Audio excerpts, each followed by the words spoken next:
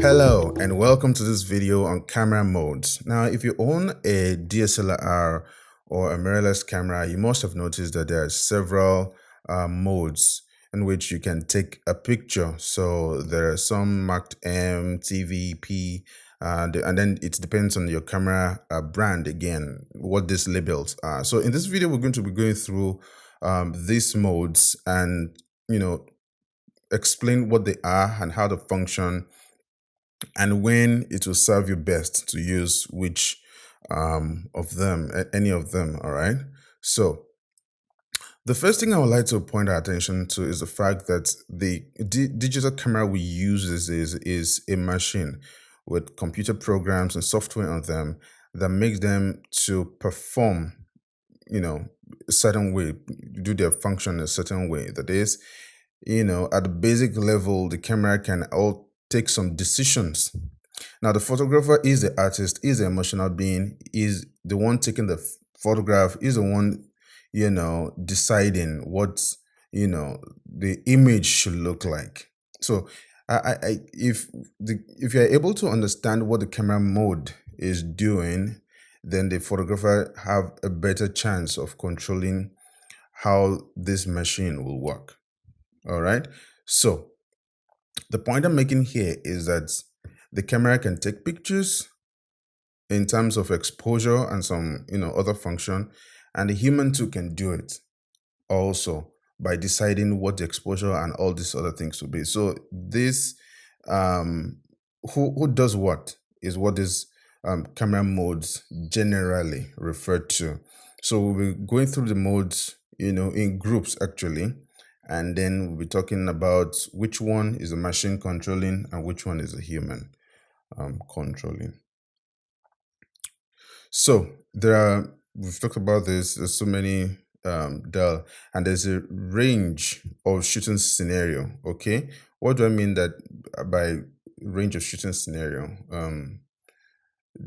Sometimes you may want to shoot, your family members, just while doing some kind of holidays, you're going on a trip, you have your phone with you or you have a camera with you, you want to take a picture, you go for an event, and then you want to take pictures.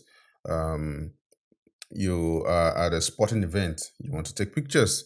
So all these events, all these scenarios change.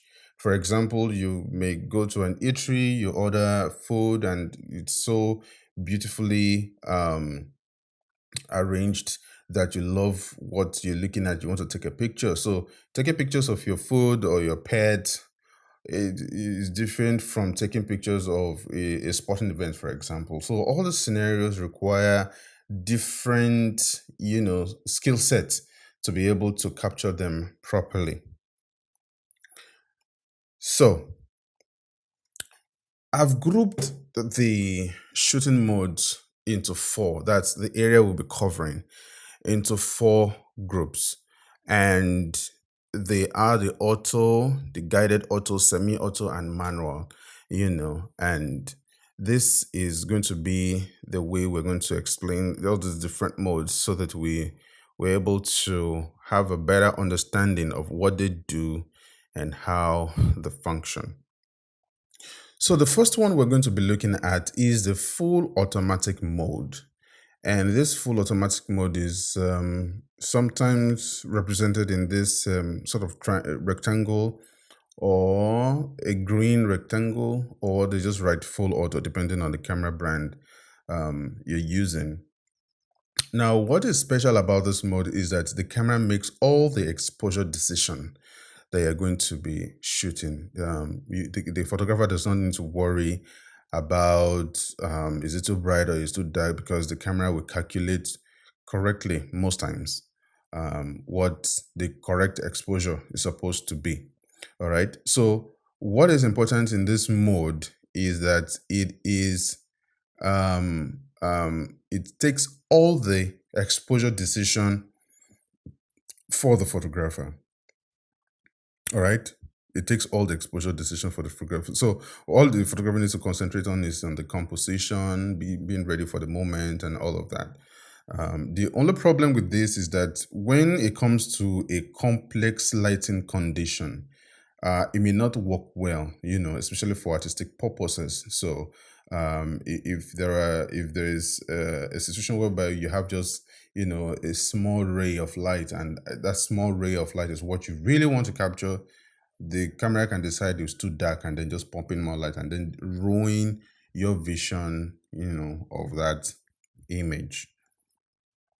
Now, there's this section here that I've called the guided automatic mode. All right, it's guided it's still it's still an automatic mode in the sense that the photographer is not taking, it's not bothered about the exposure, but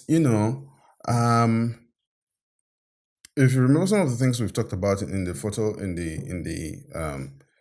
exposure triangle, there are things that has to do with depth of field. There are things that have to do with fast shutter speed when you're shooting sport. So while calculating the proper exposure, for these settings, the camera will give preference to settings that support all these modes. So this one, for example, says night. It refers to a night mode. And what happens at night? We don't have enough light.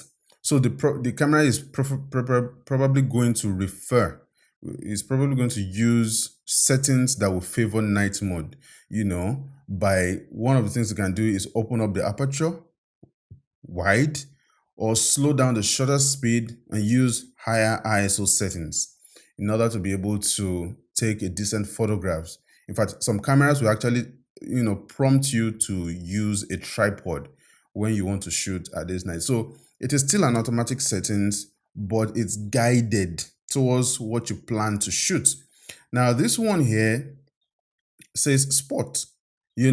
So what sport? Sport is very, very fast moving. So definitely the priority on this is going to be shutter speed. So at this level, even if you don't know what these things are, the camera is making calculations to support the kind of camera settings you will need to be able to capture sport effectively. So it's going to prioritize speed, and things that will get it enough lighting for this, and probably it will also consider the fact that you are most likely hand holding the camera, so the speed has to really, really be on point. Let's jump to this guy. It looks like two mountains, so I'm assuming this is landscape. So what general settings will you be at when you're shooting landscape? Of course, you may want to use a deep depth of field so that from the foreground to the background, everything is sharp focus. So all these items here are simply guided, guided automatic mode, such that the photographer is still not making any exposure decision, but you're basically telling the camera that this is the kind of scene I want to take. So when you are making your calculation, let your calculation favor this kind of scene. Now, there's this one here that I've not talked about. It's actually the same thing as the automatic mode. The only difference is that after calculating its exposure, even if the place is too dark, it will not use flash. So it's just automatic, full automatic without flash. That's what this is. All right. So I've talked about the different kind of scenario. We have night, sport. This one is macro, landscape, and portrait. That's what those ones are. So the camera will come up with a settings that will favor each of these shooting scenario, that you want to engage in. All right. Moving on, we have the semi-automatic mode.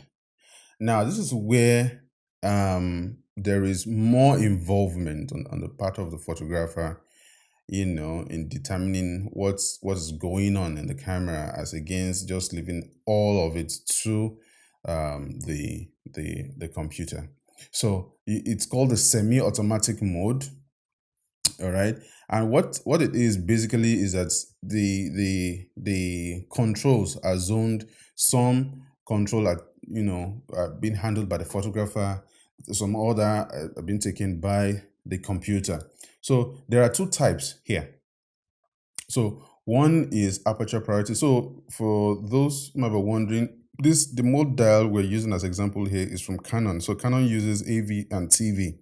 And AV means aperture priority or aperture value, okay? And then TV means shutter priority or a time value, okay? So what these two means is this. In the aperture priority mode, okay, the photographer sets the aperture while the camera calculates the corresponding or appropriate shutter speed. So between the aperture and the shutter speed, the photographer will take one and the computer will take the other one, such that when we are now in when if you decide to shoot in the shutter priority mode, then you are determining at what shutter speed do you want to shoot, and then you're leaving the aperture settings to the camera to decide. So it's a joint venture in these two semi-automatic modes. So this is for the semi-automatic mode.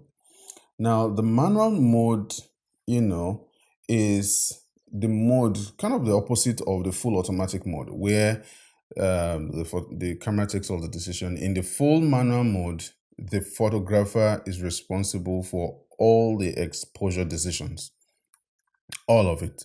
Shutter speed, ISO, aperture, everything is determined by the photographer. It offers the most flexibility and control over the final image, as the computer is not thinking for you. You are the one taking the final decision on what is bright enough and what is not bright enough. All right. So a good knowledge of the exposure triangle and light control is important to use this mode properly. Like I said, in the exposure triangle, once you know what is doing what, then you're able to use this manual mode properly. It's most identified by the letter M, on most cameras. And this manual mode is what a lot of professionals use. Some professionals still use the aperture and aperture priority and shutter priority modes, okay? But a lot more shoots in the manual mode. Now let's talk about smartphones. Okay, the issue with smartphone is that, and there's a separate video on this that where we talk about the how to set exposure on smartphone. But the smartphone comes with a varying degree of software, depending on the manufacturer. We're talking Samsung, you're talking iPhone, you're talking all this Infinix and all the rest of them. So you're able to access most smartphones will just give you, because they assume that most of the people using smartphones are not professional photographers. So the smartphone is already tuned to help you get the best, of your pictures from the beginning. So what the manufacturer will do is to put everything at a very solid automatic mode. So most smartphones, if you don't touch any settings, are set to shoot on full automatic mode. You bring out your phone, go to the camera, take a picture, you've just used the automatic mode. But there are some cameras, that's if you explore deeper, that have this professional function. So sometimes it's called professional, sometimes it's just labeled as pro, okay, where it will now give you access to all these other settings that you can now control manually. So you can control the ISO value, you can control the shutter speed and time depending on the software of the camera. Like I said, from phone to phone, all the software differ. So I hope with this you've been able to um, come to a better understanding of the shooting modes, on your camera, either a DSLR, standard camera, or a phone camera. Like I said, on the phone, the first thing the default mode on the phone camera is that it's shooting in a fully automatic mode. And then if you're able to access the pro function, then you have the ability to access the manual control. So you're basically in between full automatic and full manual when you're shooting with the phone. So I hope this was helpful. Now you understand the shooting modes and how they function. Now you can take a better decision at which one you want to use and for what purpose. So if you go back to this, your exposure triangle, you'll be able to get, more, you'll be able to refresh yourself on how these things work. I'm talking of the aperture, ISO, and shutter speed, so that the understanding of this will guide you even if you're using a smartphone that has a pro feature on it. This has been wonderful. Bye for now. I'll see you in the next video.